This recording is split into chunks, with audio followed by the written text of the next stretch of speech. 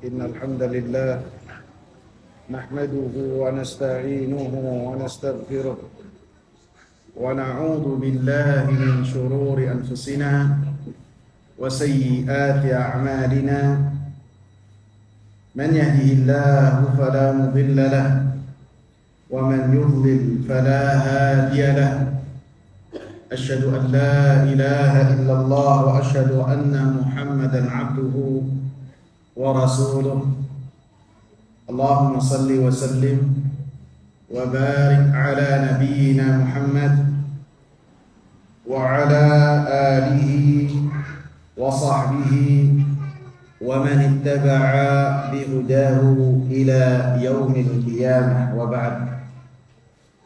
Jamaah sekalian yang saya hormati, alhamdulillah kita panjatkan puji dan syukur kita kepada Allah Subhanahu wa taala yang telah memberikan kepada kita taufik sehingga pada saat ini kita bisa berkumpul di rumah Allah Subhanahu wa taala untuk mempelajari apa yang telah Allah Subhanahu wa taala turunkan kepada Nabi Muhammad sallallahu alaihi wasallam. Dan ini adalah taman dari taman-taman surga. Rasulullah sallallahu alaihi wasallam katakan, "Idza marartum bi riyadil jannah farta'uha." Apabila kalian melewati taman-taman surga, maka hendaklah kalian singgah. Maka para sahabat bertanya, apa itu taman-taman surga ya Rasulullah? Hilafuz zikir, majlis-majlis yang di dalamnya dibahas pengagungan kepada Allah Subhanahu wa taala, dibahas tentang Allah Subhanahu wa taala, dibahas tentang nama-nama Allah, dibahas tentang sifat-sifat Allah Subhanahu wa taala, maka itu adalah taman dari taman-taman surga. Yang ketika seorang di dalamnya mendapatkan kebahagiaan, yang seorang di dalamnya mendapatkan ketenangan, mendapatkan rahmat dari Allah, dan Allah Subhanahu wa taala puji orang-orang yang menghadiri majlis-majlis ilmu, dipuji oleh Allah. Lebih-lebih dengan majlis ilmu ini akan menghantarkan orang-orang yang belajar kemudian mengamalkan ke dalam surganya Allah Subhanahu wa taala. Rasulullah sallallahu alaihi wasallam katakan, "Man salaka tariqan yaltamisu fihi ilman, sahalallahu lahu bihi tariqan ilal jannah." Siapa yang dia menghadiri majlis-majlis ilmu, keluar dari rumahnya untuk menghadiri majlis ilmu, ketika datang ke majlis ilmu supaya mendengar apa yang dikatakan oleh Allah, apa yang dikatakan oleh Rasulullah sallallahu alaihi wasallam, maka kata Rasulullah, Allah Subhanahu wa taala mudahkan dengannya dengan ia menghadiri majlis ilmu kemana? Ke surga yang di dalamnya penuh kenikmatan, yang di dalamnya tidak ada kesusahan, yang di dalamnya tidak ada iri dengki. Semua orang di dalamnya mendapatkan kebahagiaan dari Allah Subhanahu wa taala. Maka jalan cepat untuk seseorang masuk ke dalam surganya Allah, mengetahui bagaimana beribadah kepada Allah, mengenal Allah Subhanahu wa taala yang telah menciptakan kita, yang kita sujud ruku setiap hari minimal 17 rakaat. Kita mengenal Allah Subhanahu wa taala di dalam majlis ilmu yang dibahas di dalamnya maqala Allah wa qala Rasul, bukan di majlis-majlis lainnya. Enggak ada acara kondangan di dalamnya dibahas tentang dalil, enggak ada. Enggak ada di arisan dibahas di dalamnya tentang dalil, walaupun ada persentasenya sedikit. Ceramahnya dikit, kemudian pembahasan yang lainnya lebih dominan. Akan tapi yang dibahas tentang ilmu, di dalamnya dibahas tentang maqala Allah wa qala Rasul, maka itu adalah seseorang dengannya akan lebih mudah untuk masuk surga. Lebih-lebih pembahasan kita ini mengenai rahmat Allah Subhanahu wa taala. Kita membahas rahmat yang sangat luas yang Allah Subhanahu wa taala miliki, dengan harapan kita termasuk orang-orang yang dirahmati oleh Allah Subhanahu wa taala, baik di dunia maupun di akhirat. Dan kita pun dengannya berusaha untuk mendapatkan rahmat dari Allah dengan melakukan amalan-amalan yang telah Allah Subhanahu wa taala iringkan. Orang yang mengamalkannya akan mendapatkan rahmat dari Allah Subhanahu wa taala. Allah Subhanahu wa taala katakan, "Walillahil asmaul husna fad'uuhu biha." Allah Subhanahu wa taala memiliki nama-nama yang indah, maka berilah nama-nama tersebut untuk Allah Subhanahu wa taala sesuai dengan apa yang Allah Subhanahu wa taala namakan untuk dirinya. Tidak boleh seseorang memberikan nama untuk Allah. Tidak boleh seseorang memberikan sifat-sifat untuk Allah. Allah itu melakukan ini, Allah itu melakukan itu, Allah itu berkata demikian, Allah itu demikian. Tidak boleh seseorang berkata demikian kecuali berlandaskan dengan apa yang telah Allah Subhanahu wa taala jelaskan, baik yang tercantum dalam Al-Qur'an ataupun sunnah Nabi sallallahu alaihi wasallam. Karena apa yang dikatakan oleh Nabi, apa yang Nabi jelaskan tentang Allah Subhanahu wa taala, maka pada hakikatnya beliau mengetahuinya dari Allah Subhanahu wa taala. Karena semua perkataan Nabi Muhammad itu apa? Wahyu. Dan satu-satunya cara untuk seseorang mengenal Allah hanya dari Nabi Muhammad sallallahu alaihi wasallam. Tidak bisa dengan akal dia, tidak bisa dengan logika dia, tidak bisa. Harus dengan wahyu yang itu Al-Qur'an dan sunnah Nabi sallallahu alaihi wasallam. Di dalam nama-nama yang Allah Subhanahu wa taala sebutkan dalam Al-Qur'an dan hadis-hadis Nabi sallallahu alaihi wasallam, ada di dalamnya Ar-Rahman, Ar-Rahim, yang maknanya Allah Subhanahu wa taala memiliki kasih sayang. Bahkan Ar-Rahman, Ar-Rahim ini Allah Subhanahu wa taala sebutkan dalam surat Al-Fatihah. Bismillahirrahmanirrahim sekali. Alhamdulillahi rabbil alamin. Ar-Rahmanir-Rahim. Dalam surat Al-Fatihah saja Allah Subhanahu wa taala sebutkan dua kali. Dan nama Ar-Rahman Allah Subhanahu wa taala sebutkan sebanyak 57 kali. Dan nama Ar-Rahim Allah Subhanahu wa taala sebutkan lebih banyak lagi, 114 kali. Menunjukkan bahwasanya Allah Subhanahu wa taala Maha kasih sayang kepada hamba-hambanya. Banyak dalam ayat Ar-Rahman wa 'alal 'arsy istawa dalam surat Thaha ayat 5. Ar-Rahman, Allah Subhanahu wa taala yang memiliki kasih sayang, beliau beristiwa, bersemayam di atas arsy-Nya. Arsy itu makhluk Allah Subhanahu wa taala yang paling besar, yang Allah Subhanahu wa taala jadikan sebagai atap untuk semesta alam ini. Atap. Allah Subhanahu wa taala berada di atasnya dengan Ar-Rahman. Ar-Rahman itu kasih sayang Allah yang Allah Subhanahu wa taala berikan kepada seluruh manusia, baik itu orang-orang kafir, lebih-lebih orang-orang yang beriman. Mau orang berkata tentang apa, tentang Allah yang berkaitan dengan apapun juga, bahkan menyakiti Allah, mengatakan Allah punya anak, Allah memiliki istri dan lain-lainnya yang berkaitan dengan Allah, maka Allah pada dasarnya murka. Akan tapi Ar-Rahman, Allah Subhanahu wa taala memiliki kasih sayang. Adapun nanti di hari akhir, ketika manusia dibangkitkan oleh Allah Subhanahu wa taala seluruhnya dalam keadaan seperti keluar dari rahim ibunya dalam keadaan tidak memakai sehelai benang pun. Ada nggak orok lahir pakai bawa pakaian? Nggak ada. Semuanya ketika keluar hanya berlumuran dengan darah. Baik itu anak yang keluar dari rahim ataupun anak angkat. Apa anak angkat? Sesar gitu. Kan diangkat kan.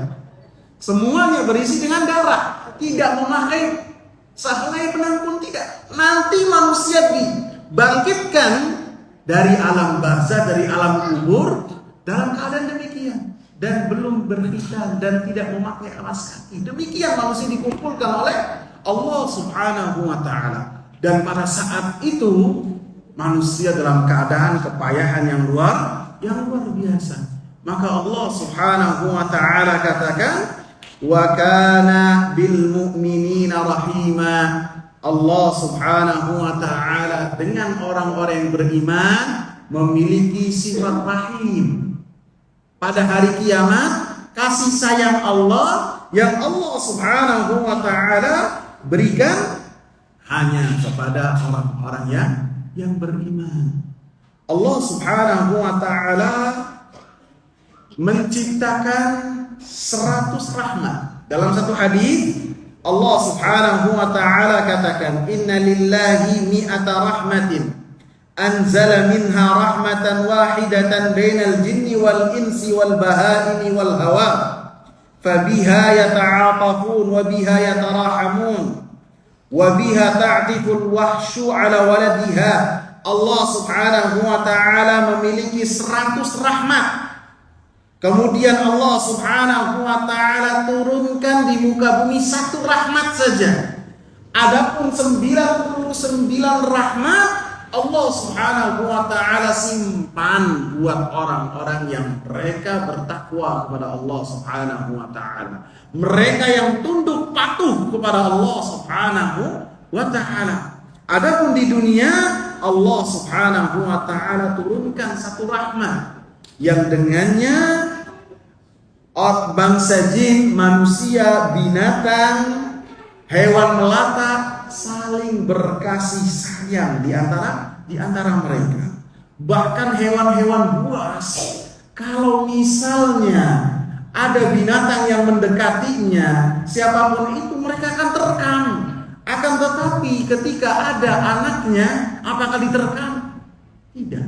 Itu rahmat yang Allah Subhanahu wa taala berikan kepada manusia, alam raya semuanya. 99 Allah Subhanahu wa taala simpan buat yang nanti masuk surga, buat orang yang bangkit dari alam barzakh dalam keadaan kepayahan, kemudian matahari didekatkan sedekat-dekatnya oleh Allah Subhanahu wa taala sehingga pada saat itu manusia tenggelam dengan keringat-keringat mereka yang terjaga dan terlindungi dari mara bahaya. Pada saat itu orang-orang yang mendapatkan rahmat dari Allah Subhanahu wa taala semuanya.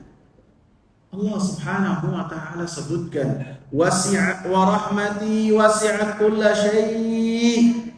Rahmatku itu meliputi segala sesuatu. Rahmat Allah Subhanahu wa taala sangat luas. Bahkan Nabi sallallahu alaihi wasallam, saya itu kalau masih kajian ini ada mushaf. Anak cari mushaf dulu ya.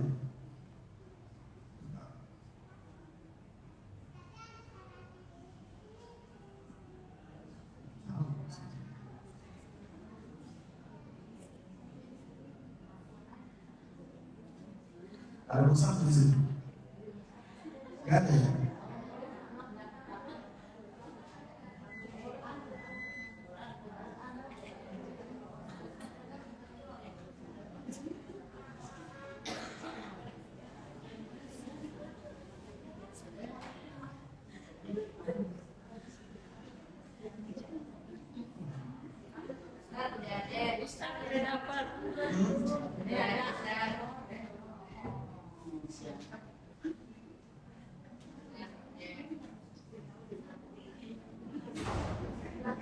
Sampai mana?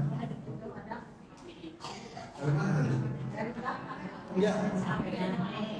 Kajiannya sampai mana tadi? Oh iya. Rahmat Allah sangat luas. Bahkan meliputi segala sesuatu rahmat Allah tersebut. Rahmat Allah meliputi segala sesuatu. Nabi SAW yang Allah Subhanahu wa ta'ala sifati, laqad ja'akum rasulun min anfusikum azizun 'alaihi ma 'anittum harisun 'alaikum bil mu'minina raufur rahim. Sungguh telah datang, surat At-Taubah ayat 128, sungguh telah datang kepada kalian seorang rasul, yang rasul tersebut dari diri kalian, yang dia akan merasa susah dengan apa yang memberatkan kalian. Dan sifat yang ketiga, harisun alaikum.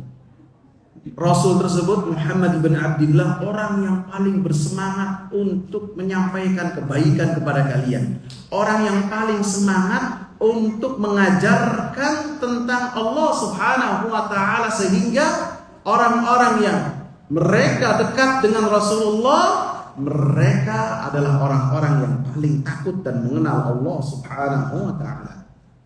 Disebutkan dalam satu peperangan, setelah tawanan terkumpul, ada satu pemandangan yang menarik perhatian Rasulullah dan para sahabat. Seorang ibu, dia kelihatan dengan sangat takut sekali.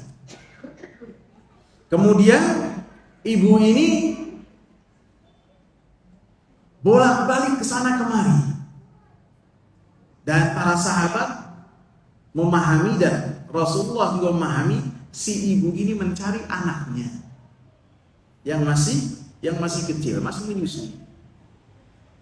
Kemudian tidak lama kemudian si ibu ini menemukan anak yang dia cari. Langsung dia dekap, dia peluk erat-erat, takut kehilangan kembali. Kemudian Rasulullah mengatakan, atarawna hadhihi tulqi waladaha finnar. Apakah kalian menilai, wahai para sahabat-sahabatku, bahwasanya si ibu ini akan melemparkan anaknya ke dalam tungku api yang menyala-nyala sehingga si anak binasa? Maka para sahabat langsung menjawab pertanyaan Rasulullah, tidak mungkin ya Rasulullah, tidak mungkin. Orang tidak ketemu aja dicari, nggak ketemu dicari, begitu ketemu didekap erat-erat, jangan sampai hilang lagi. Kemudian ujung-ujung dilempar ke tungku api yang menyala-nyala sehingga binasa. Abadan, nggak mungkin, kata para sahabat. Maka kata Rasulullah SAW, patut kita catat, patut kita ingat, dan kita yakini apa yang dikatakan oleh Rasulullah sebagai pelipur hati kita dalam setiap keadaan, sehingga kita husnudzon kepada Allah Subhanahu wa ta'ala. Lallahu arhamu bi'ibadihi min hadihi biwaladiha. Sesungguhnya Allah Subhanahu wa ta'ala lebih menyayangi hamba-hambanya daripada ibu tadi dengan anaknya tadi. Apabila kalian tidak meragukan kasih sayang ibu tadi, bahkan semua ibu di muka bumi terhadap anaknya, maka yakinlah Allah Subhanahu wa ta'ala yang menciptakan rahmat, 100 rahmat, satu dibagi di muka bumi, memiliki kasih sayang yang sangat luar biasa kepada hamba-hambanya, mengalahkan kasih sayang seorang ibu kepada anaknya. Ini kita tanamkan dalam hati kita, sehingga kita senantiasa husnudzon kepada Allah, berbaik sangka kepada Allah Subhanahu wa ta'ala, sehingga dalam keadaan apapun kita tenang, tenteram, karena hidup kita ini diatur oleh Allah, yang mengatur kita, yang menyayangi diri kita, bahkan lebih sayang terhadap diri kita daripada ibu kita, bahkan diri kita. Manusia bisa sayang, akan tapi kadang ego, kadang mengikuti hawa nafsu sehingga menyelakakan dirinya sendiri. Akan tetapi Allah Subhanahu wa ta'ala Ar-Rahman Ar-Rahim. Jadi rahmat Allah Subhanahu wa ta'ala sangat luas sekali. Allah katakan wasi'at kulla syai', meliputi segala sesuatu. Bahkan ketika kita berada di dalam kebaikan, ketika kita masuk surga, ketika kita bisa beramal soleh, itu adalah rahmat dari Allah Subhanahu wa ta'ala kepada kita semua. Sehingga dikatakan la yadkhulul jannata ahadukum bi'amali, tidak akan masuk surga salah seorang dengan amalan-amalan yang tidak akan bisa. Seseorang masuk surga dengan rahmat Allah ketika Allah Subhanahu wa ta'ala memberikan kepadanya taufik rahmatnya supaya orang dekat dengan Allah Subhanahu wa ta'ala, tunduk patuh kepada Allah Jalla Jalaluh. Jamaah sekalian yang saya muliakan, kemudian ada beberapa amalan yang khusus yang dengannya seseorang mendapatkan rahmat dari Allah Subhanahu wa ta'ala. Tentu ketika kita membahas tentang hal ini yang berkaitan dengan dalil, baik itu yang tercantum dalam Al-Quran ataupun sunnah Nabi Sallallahu Alaihi Wasallam. Yang pertama yang dengannya seorang mendapatkan rahmat dari Allah Subhanahu wa ta'ala adalah berbuat ihsan.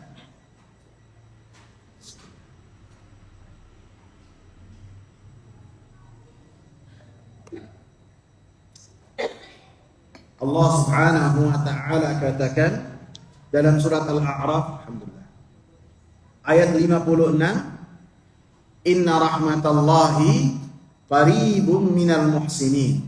Sesungguhnya rahmat Allah Subhanahu wa ta'ala sangatlah dekat dengan orang-orang yang berbuat ihsan. Ihsan adalah satu makna yang mencakup, yang berkaitan dengan akidah, yang berkaitan dengan muamalah, dan yang berkaitan dengan akhlak. Yang berkaitan dengan akidah, yaitu ketika seseorang beribadah kepada Allah Subhanahu wa ta'ala,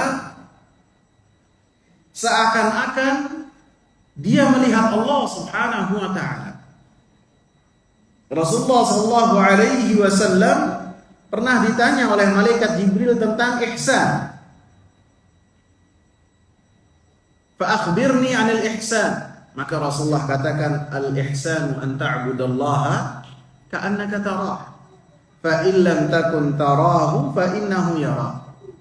Ihsan, kedudukan keimanan seseorang yang ketika beribadah kepada Allah Subhanahu wa ta'ala, seakan-akan dia melihat Allah Subhanahu wa ta'ala. Kalau tidak bisa seakan-akan dia melihat Allah, kemudian dia berada di level yang di bawahnya, yaitu dia beribadah kepada Allah dan dia yakin Allah Subhanahu wa ta'ala melihat dirinya. Jadi orang-orang yang memiliki ihsan dalam keimanannya, maka ketika beribadah kepada Allah Subhanahu wa ta'ala, maka dalam keadaan apapun dia beribadah kepada Allah Subhanahu wa ta'ala dengan kualitas yang paling baik. Dengan kualitas yang paling baik. Ketika dia sendiri, ketika dia bersama temannya, ketika dia bersama dengan ustazah, atau dia bersama dengan istrinya ustaz, atau dia dengan istrinya pejabat, atau dia dengan pejabat, dengan orang tua, dengan siapapun dia, ketika beribadah kepada Allah Subhanahu wa ta'ala, benar-benar memiliki kualitas yang istimewa. Ataupun ketika dia sendiri di rumah, tidak ada yang mengetahui ibadah dia kecuali Allah Subhanahu wa ta'ala, kualitas dia tetaplah luar biasa dalam beribadah kepada Allah Subhanahu wa ta'ala. Gambarannya ketika seseorang sholat, kemudian ada yang nongkrongin dia, yang ngelihat dia di belakangnya atau di sampingnya, orang yang dia segani, orang yang dia hormati, maka kualitas ibadahnya biasanya lebih bagus dari yang biasa dia lakukan. Begitu nggak? Nah, keyakinan seperti ini haruslah ia jadikan sebagai cara dia beribadah kepada Allah Subhanahu wa ta'ala. Kapanpun dan dimanapun dia beribadah kepada Allah seakan-akan dia melihat Allah Subhanahu wa ta'ala. Kalau tidak, sampai titik ini ia yakin ketika beribadah kepada Allah Subhanahu wa ta'ala, dia pun yakin Allah Subhanahu wa ta'ala melihat dia. Bukan hanya dalam beribadah, dalam setiap hal. Ketika akan bermaksiat, ketika duduk berdua ataupun chatting, ataupun duduk ngopi bareng dengan kawannya, kemudian pertama pembahasannya biasa-biasa saja, kemudian lambat laun setan itu pinter giringnya sedikit demi sedikit, akhirnya jadi majelis ghibah, padahal dua orang saja. Karena yang namanya ghibah itu tidak mungkin dilakukan kecuali ada pasangannya. Nggak ada orang yang ghibahnya sendirian, ada nggak? Nggak ada. Kemudian setelah itu ngadu domba, kemudian perbuatan-perbuatan yang lainnya yang sifatnya dosa-dosa besar. Maka ia merasa diawasi oleh Allah Subhanahu wa ta'ala, kemudian dia singkirkan pembahasan ini. Janganlah bahas yang lain saja. Amalan saya dikit, rugi dibagi-bagi. Sehingga dengannya dia mengingatkan orang-orang yang berada dengannya. Itu adalah termasuk dari ihsan. Ihsan yang kedua adalah ihsan yang artinya berbuat kebaikan kepada orang-orang. Baik itu perkataan, wa qulu linnasi husna, kalian berkatalah kepada orang-orang itu, manusia, dengan perkataan yang baik. Orang yang paling pantas mendapatkan perkataan baik dari kita adalah orang yang paling dekat dengan kita. Seorang istri, suaminya yang paling layak, ibunya, anaknya, tetangganya, saudara-saudaranya. Suami pun demikian. Mereka ketika berkata dengan manusia harus dengan perkataannya yang baik. Kemudian bersikap dengan yang baik. Kemudian membantu orang lain, memudahkan orang lain. Ditolong orang lain ketika ada kesusahan, ditolong. Maka itu adalah perbuatan ihsan. Bahkan ketika ada duri, ketika ada sesuatu yang mengganggu perjalanan orang lain, kita singkirkan dikit saja pakai kaki. Maka itu adalah semuanya perbuatan ihsan. Dengan sikap, dengan akhlak, maka ketika seorang melakukannya, maka itu adalah orang-orang yang berbuat ihsan. Ketika seorang melatih diri, terapi diri. Jadi yang namanya kebaikan itu ketika kita dapat, tidak sekonyong-konyong mudah kita lakukan, tidak, harus kita latih. Berbuat kepada orang lain kita paksa. Salam, senyum, tanya kabar, gimana kabar, baik. Ini jangan salah sangka. Ini adalah satu ibadah yang dengannya seorang mendapatkan predikat ihsan di sisi Allah Subhanahu wa ta'ala. Kalau orangnya jutek saja, diam saja, berarti dia tidak berbuat ihsan. Dengan lisan, wa qulu linnasi husna. Ini adalah perbuatan yang baik yang dengannya seseorang ketika melakukannya mendapatkan kebaikan di sisi Allah Subhanahu wa ta'ala. Dalam ayat lain Allah katakan, innallaha yuhibbul muhsinin. Allah Subhanahu wa ta'ala cinta kepada orang-orang yang berbuat ihsan, berbuat baik. Jadi yang pertama yang dengannya seseorang mendapatkan rahmat adalah berbuat ihsan. Baik ihsan yang artinya derajat ibadah, kedudukan ibadah, ataupun ketika seorang bermuamalah dengan manusia, dengan lisannya, dengan perbuatannya dia menunjukkan perkataan dan perbuatan yang ihsan. Yang kedua, bertakwa kepada Allah Subhanahu wa ta'ala. Bertakwa kepada Allah Subhanahu wa ta'ala adalah menjalankan perintah-perintah Allah Subhanahu wa taala dan menjauhi larangan-larangannya. Talaq ibn Habib rahimahullah pernah ditanya, apa itu takwa? Beliau mengatakan, an ta'mala bi ta'atillahi ala nurin minallahi tarju thawaballah wa an tatruka ma'siyatallahi ala nurin minallahi takhafu adzaballah. Yang namanya takwa ketika engkau beramal dengan satu amalan, ketika mengamalkannya membutuhkan dalil. Karena satu amalan dikatakan sebagai pendekatan diri kepada Allah harus ada dalilnya. Dan ketika mengamalkannya harus dalam rangka mengharapkan apa yang ada sisi Allah Subhanahu wa taala.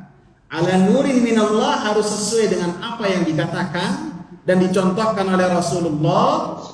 Tarju thawaballah dalam rangka ikhlas dan mengharapkan apa yang ada sisi Allah Subhanahu wa taala.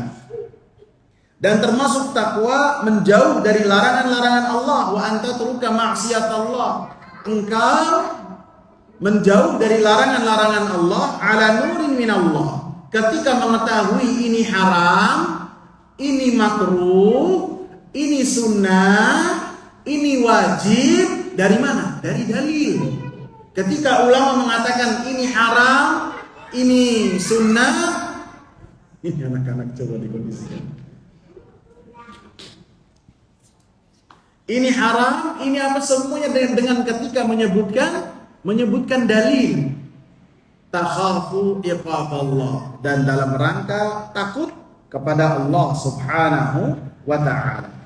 Maka ketika seorang berusaha untuk melakukan itu semua, melaksanakan ketaatan kepada Allah Subhanahu wa taala, menjauh dari larangan-larangan Allah Subhanahu wa taala, maka Allah Subhanahu wa taala jamin mereka akan mendapatkan rahmat dari Allah Subhanahu wa taala.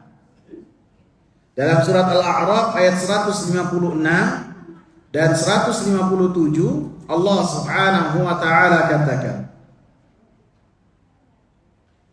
wa rahmati wasi'at kulla syai' fasa'aktubuha lilladzina yattaquna wa yu'tuna az-zakata walladzina hum biayatina yu'minun. Dan rahmatku, kata Allah, akan mencapai segala sesuatu, meliputi segala sesuatu. Fasa'aktubuha, saya akan tuliskan rahmat tersebut, akan saya berikan, kata Allah, buat orang-orang yang bertakwa. Kata Allah, orang-orang yang bertakwa, mereka adalah orang-orang yang mendapatkan rahmat dari Allah. Wa yu'tuna zakat, dan mereka adalah orang-orang yang mengeluarkan zakat apabila harta mereka adalah harta yang wajib dizakat.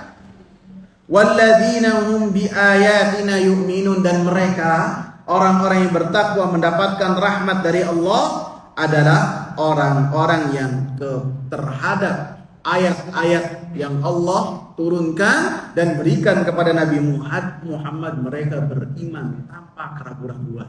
Baik apa yang dikabarkan oleh Nabi dan oleh Allah sesuai dengan logika mereka ataupun tidak, mereka beriman. Karena sesuatu yang tidak dipahami itu adalah perkara-perkara yang gaib. Maka orang-orang Yahudi dan orang-orang Nasara, mereka mengatakan kami pun orang-orang bertakwa, karena mereka adalah pengikut Nabi sebelum Nabi Muhammad SAW. Maka pada ayat sesudahnya Allah katakan, orang-orang yang bertakwa setelah diutusnya Nabi Muhammad SAW, tidaklah mungkin ada ketakwaan kecuali dengan mengikuti Nabi Muhammad, dengan mengatakan alladzina yattabi'una ar-rasulan nabiyyal ummi, yaitu mereka orang-orang yang bertakwa adalah orang-orang yang berittiba, mengikuti seorang rasul yang rasul tersebut nabi, dan nabi tersebut memiliki sifat tidak bisa membaca dan tidak bisa menulis. Siapa itu? Nabi Muhammad SAW. Orang-orang Yahudi mengklaim, menyatakan diri mereka adalah orang yang bertakwa, sehingga kita layak mendapatkan rahmat Allah. Orang-orang Nasara pun berkata dengan perkataan demikian. Kata Allah, orang-orang yang mendapatkan rahmat dari Allah, yang mana mereka termasuk dari orang-orang yang bertakwa, adalah ketika ketakwaannya mengikut dengan apa yang telah dicontohkan oleh Nabi Muhammad sallallahu alaihi wasallam. Beriman kepada Nabi Muhammad sallallahu alaihi wasallam, membenarkan semua kabar yang dikabarkan oleh Nabi Muhammad sallallahu alaihi wasallam. Ketika Nabi melarang maka menjauh, ketika Nabi memerintah maka langsung dilaksanakan perintah tersebut. Maka merekalah orang-orang yang mendapatkan rahmat dari Allah. Adapun selain dari umatnya Nabi sallallahu alaihi wasallam, mau bagaimanapun solehnya menurut mereka, mau bagaimanapun dermawannya menurut mereka, maka mereka tidaklah akan mendapatkan rahmat dari Allah Subhanahu wa taala, lebih-lebih pada hari kiamat kelak. Karena pada hari kiamat, seperti yang saya sebutkan di muqaddimah kajian ini, wa kana bil mu'minina rahima. Allah terhadap orang-orang mukmin pada hari kiamat kelak rahimah, memiliki kasih sayang. Artinya orang-orang kafir, mereka tidak akan mendapatkan rahmat dari Allah Subhanahu wa taala. Mereka akan mendapatkan azab yang sangat pedih terhadap apa yang telah mereka pilih dalam hidup ini. Sehingga mau mewah semewah apapun kehidupan mereka, mau pagarnya itu tidak hanya 30 kilo bahkan 100 kilo, ketika dia mati dalam keadaan kafir, maka hari akhir kelak dia akan dicelupkan ke dalam api neraka dengan satu kali celupan saja. Manusia yang paling mewah, manusia yang paling enak hidupnya, ketika dicelupkan dengan satu celupan, ditanya oleh Allah, engkau pernah merasakan kenikmatan enggak semenjak engkau lahir sampai sekarang? Dia mengatakan apa? Tidak pernah. Satu kali celupan di api neraka itu melalaikan dan melupakan semua kenikmatan yang dia miliki. Jadi hanya orang-orang yang memiliki dan orang-orang yang mengikuti Nabi Muhammad sallallahu alaihi wasallam, yang mana mereka mendapatkan rahmat dari Allah Subhanahu wa ta'ala. Masih ada waktu kan? Kemudian atau sebelumnya, Nabi Muhammad pun nabi yang dikatakan sebagai Nabiur Rahmah, nabi kasih sayang. Karena Allah Subhanahu wa ta'ala tidaklah mengutus Nabi Muhammad kecuali sebagai apa? Rahmat untuk semesta, untuk orang kafir, untuk orang yang beriman, bahkan untuk hewan, untuk binatang, semuanya ini sebagai rahmat untuk seluruh semesta rakyat. Sehingga Nabi mengatakan, ana rahmatun muhdah, saya ini rahmat yang Allah Subhanahu wa ta'ala berikan kepada kalian. Rahmat. Orang yang mengikuti Nabi, beritiba kepada Nabi, beribadahnya sesuai dengan apa yang telah dicontohkan oleh Nabi, maka dia mendapatkan rahmat dari Allah. Sebaliknya, orang yang tidak mengikut terhadap Nabi, mau dari manapun dia berasal, maka dia tidak mendapatkan rahmat dari Allah Subhanahu wa ta'ala. Mana dalilnya? Tadi yang kita bacakan. Fasa alladzina yattabi'una ar-rasulan nabiyyal ummiyya, yang mendapatkan rahmat dari Allah Subhanahu wa ta'ala, yaitu mereka yang beriktiba kepada Nabi Muhammad sallallahu alaihi wasallam. Walaupun ayat ini secara umum menyebutkan tentang keutamaan umatnya Nabi Muhammad sallallahu alaihi wasallam. Kemudian cara yang ketiga,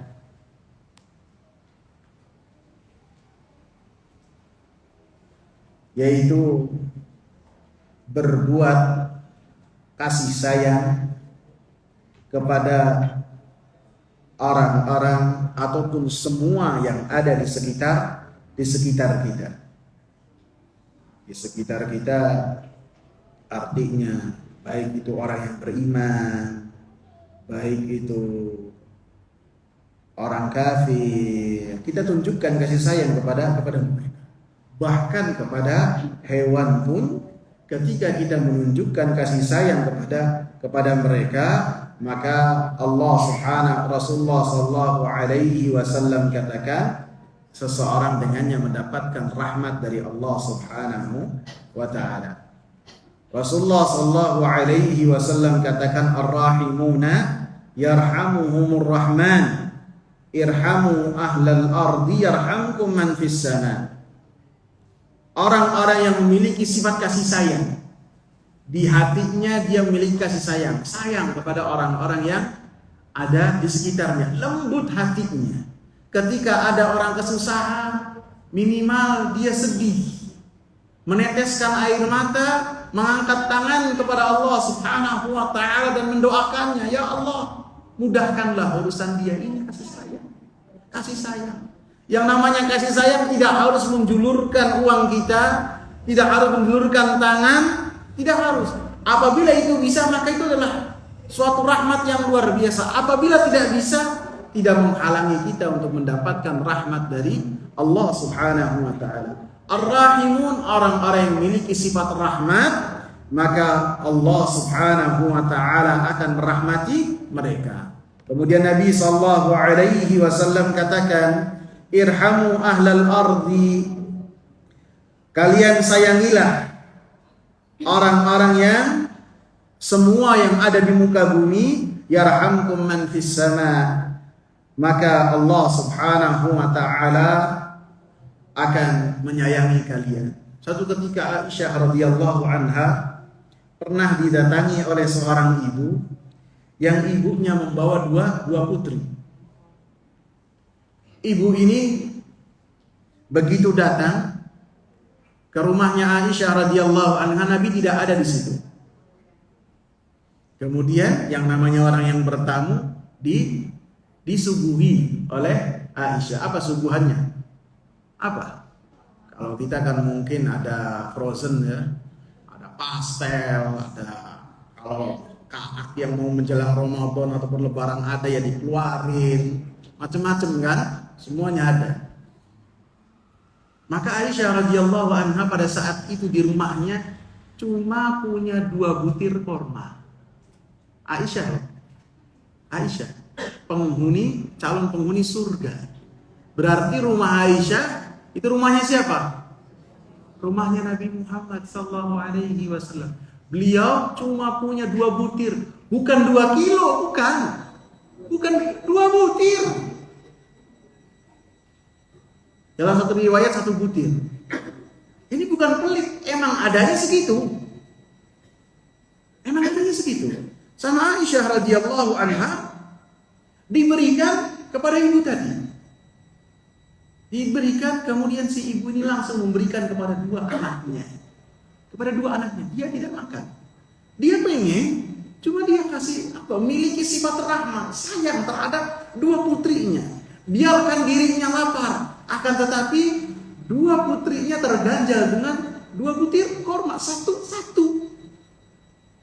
Maka ketika melihat itu semua, mereka duduk bersama dengan Aisyah, kemudian pulang. Ketika Rasulullah sampai ke rumahnya Aisyah radhiyallahu anha, apa Rasulullah langsung mengetahuinya? Tidak. Aisyah mengabarkan kepada Nabi, wahai Nabi, tadi demikian.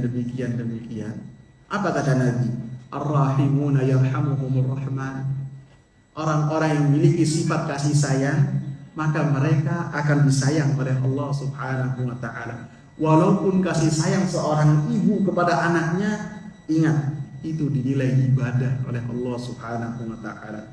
Apalagi seseorang ketika mengamalkannya, dia menyuapi anaknya, sayang kepada anaknya, maka ingat tentang hadis ini, maka dia akan mendapatkan rahmat dari Allah Subhanahu wa taala. Jadi semua kasih sayang kita, seorang bapak kepada ayah, seorang ibu kepada anak, seorang kakak terhadap adik, adik terhadap kakak, paman terhadap ponakan, ponakan terhadap paman, ketika berkasih sayang dalam rangka menunjukkan sifat rahmat yang ada di hatinya, maka akan mendapatkan rahmat dari Allah Subhanahu wa ta'ala.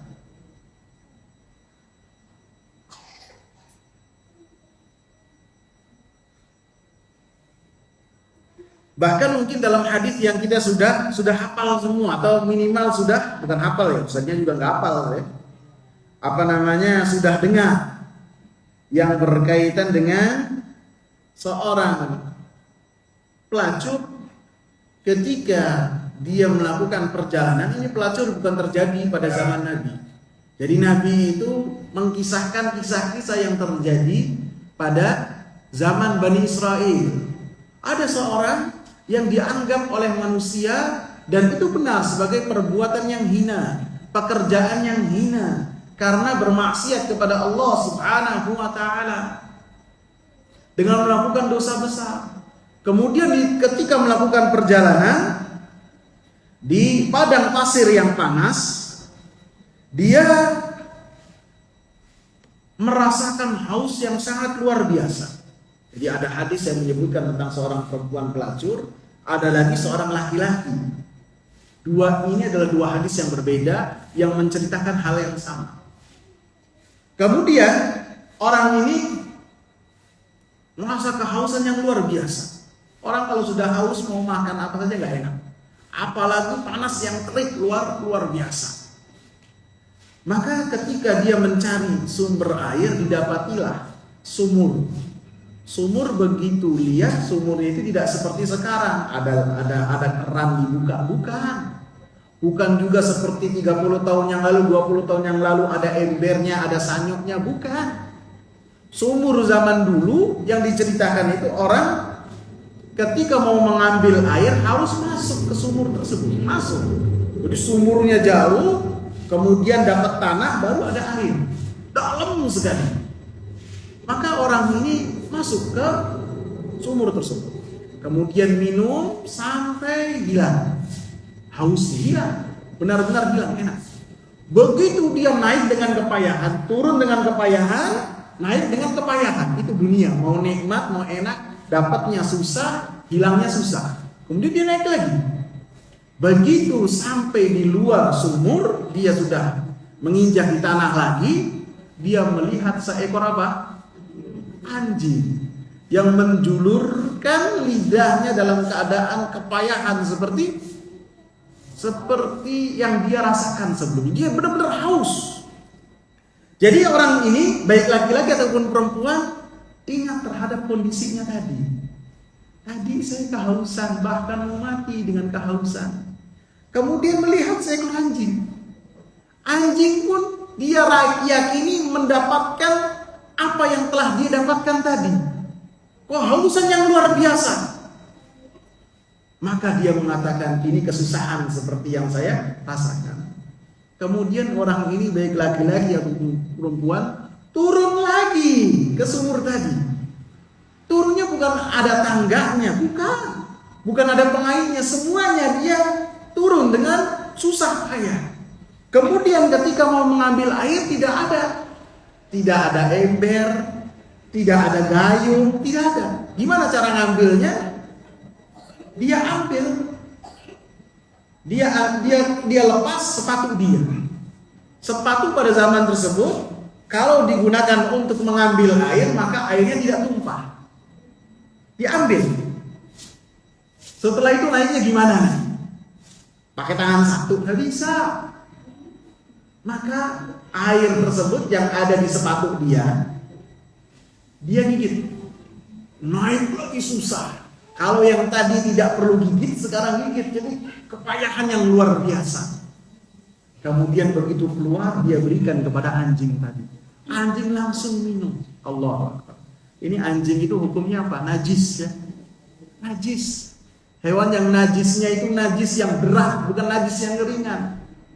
Kalau orang yang bejana yang terkena dengan anjing, atau liur anjing, atau diminum oleh anjing, apa cara membersihkannya? Dibasuh 7 kali, kemudian yang terakhir dengan pasir, dengan tanah. Ini najis yang luar biasa, bukan hewan yang untuk kita pelihara, bukan. Bahkan yang melihara anjing di rumahnya, maka setiap hari ganjarannya itu 1 kirot hilang. 1 kirot itu berapa? Sebesar gunung Uhud hilang. Ini hewan yang tidak layak untuk seseorang pelihara. Akan tapi ketika hewan ini akan binasa dan orang ini mengingat tentang dirinya yang sebelumnya kesusahan, diberikan kepadanya air, kemudian anjing pun selamat dari kematian. Apa kata Rasulullah? Fasyakarallahu lahu.